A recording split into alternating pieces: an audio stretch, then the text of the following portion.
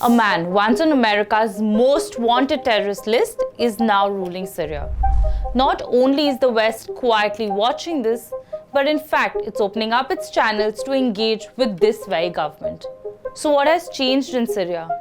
How did the West's moral compass suddenly flip? To understand this shift, let's rewind a bit. The Syrian civil war has been going on for over a decade. In March 2011, pro-democracy demonstrations erupted in the Syrian city of Deraa. It was inspired by uprisings in neighboring countries against repressive rulers. It was a revolt against Bashar al-Assad and his family, who had been in power for years. When the Syrian government used deadly force to crush the dissent, protests demanding Assad's resignation erupted nationwide. Opposition supporters took up arms, first to defend themselves and later to rid their areas of security forces. The violence escalated and the country descended into a civil war. It was then that the foreign powers began to take sides, sending money, weaponry, and even fighters to Syria.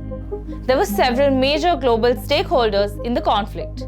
Russia and Iran were supporting Assad, and Turkey, US, and Arab nations were supporting rebel groups like the Syrian Kurds who are demanding self-governance.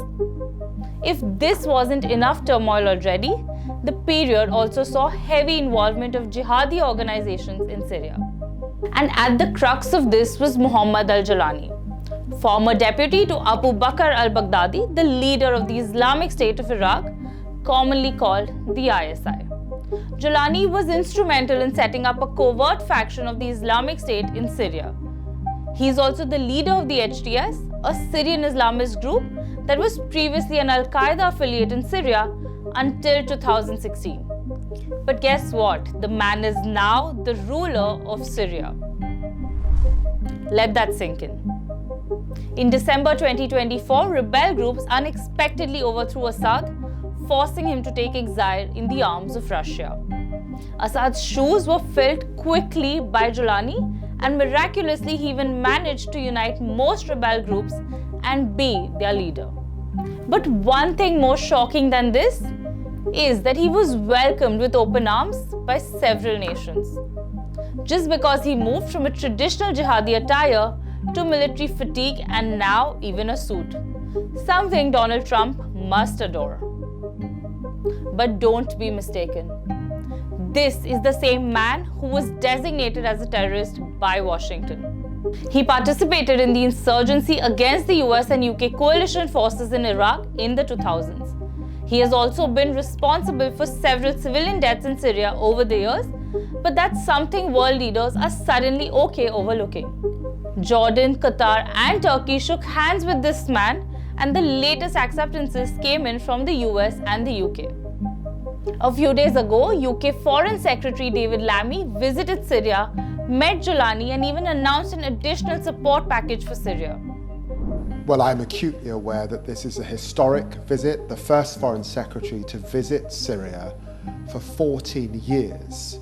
And I'm here really on behalf of the British people who have always stood by the Syrian people with humanitarian aid and support, to speak to this new government, to urge them to continue to be inclusive, to ensure that there's transparency and accountability in the way that they govern, but to stand by the Syrian people and Syria as it makes this peaceful transition over the coming months, and to continue to strengthen bilateral ties between the UK government and the government here in Syria. In May, US President Donald Trump was also seen engaging with Jolani for normalization of ties. In a surprise move, he also dropped all sanctions against Syria. I will be ordering the cessation of sanctions against Syria in order to give them a chance at greatness. And as you know, there was a very big change at the top, and I thought that we have to give them a chance. They really have no chance with the sanctions. They were very biting. They were top of the line. nobody could even deal with him. You couldn't make a phone call to Syria. So we did that, and I met the new leader of the country, and he's got a strong past. That would be very nice. He's got a strong past, but I liked him a lot. I think he'll be a great representative, and we'll see. You're going to have a strong past. This isn't just an erratic foreign policy move by Trump. It's outright hypocrisy. The West has spent years condemning organizations like Al-Qaeda and the Islamic State. It has resorted to a hardline stance of either you're with us or you're with the terrorists. But today, terror has been whitewashed for geopolitics. All because al-Jolani has agreed to sign the Abraham Accords with Israel. Because he promised that Syria would formally recognize the state of Israel. Because he agreed to build a Trump Tower in Damascus.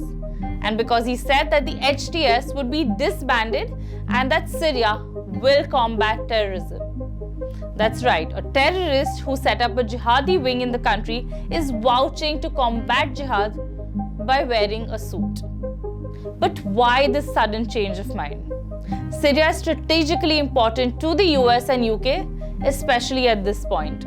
If Syria signs the Abraham Accords, it brings security to Israel, sidelines Iran, which is a side benefit to the West. Israel is interested in expanding the Abraham Accords circle of peace and normalization. We have an interest in adding countries such as Syria and Lebanon, our neighbors, to the circle of peace and normalization, while safeguarding Israel's essential and security interests. Israel applied its law to the Golan Heights over 40 years ago. In any peace agreement, the Golan will remain part of the state of Israel. Thank you. We will welcome Syria, as I said, to the peace and normalization circle in the Middle East as much as we will welcome the Saudis to join. This lets Donald Trump have a chance to say that he brought peace to West Asia and reap its benefits. Today, two of the world's most powerful economies are sending the message that when it comes to their own benefit, terrorism turns into diplomacy and power stands above all. They've abandoned the whole narrative that they stood for by normalizing ties with the organization that caused the 9/11. And more so, they believe that al-Jolani is a changed man. By accepting him, the message is clear. Rebel groups are now acceptable as long as they wear a suit and say the right things to the media, such as protection of minorities. What it means for Syria in the future is yet to be discovered. But as of now, Syria still lies fragmented. Its territory is partitioned between Turkish and Israeli occupiers and US proxies. And it still reels with the after effects of civil war. Something we don't know if it has ended or is only being shown that way.